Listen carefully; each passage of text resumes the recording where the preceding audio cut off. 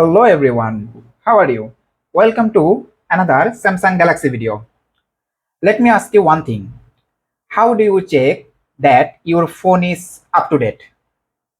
Okay, basic answer is you go to settings, go to software update, check for software update, then wait. And if your phone tells you that your software is up to date, that means you have nothing to receive from your network carrier or phone manufacturer. Then second thing is Play Store. You go to the Play Store, go to your apps, and this is it. This is the place most of the people scroll. Okay, I am going to details, updating all of my apps. I am waiting a little bit to tell you more, a hidden secret which applicable for your Samsung Galaxy phone. Okay, my phone software is up to date. All of my Play Store app is up to date. So you might think your phone is now 100% up to date, right? No, you are absolutely wrong. If you are a Samsung Galaxy user, then your phone is not up to date. Samsung create their own Play Store, which is named Galaxy Store.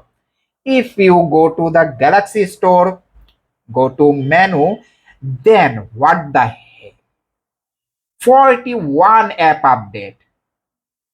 What is this?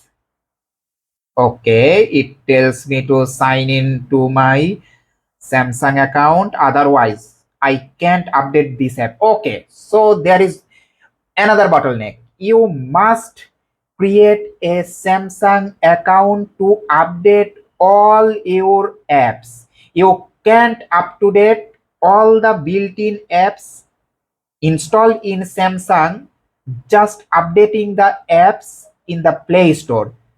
This is a newly bought phone which one of my colleague bought recently and give it to me to check this device is perfectly okay or not. I updated all the software and Play Store apps, but you see 41 app update is pending in the Galaxy Store, and to update this app I need to sign in with a Samsung account. A Gmail account or Google account is not enough to update your Samsung phone.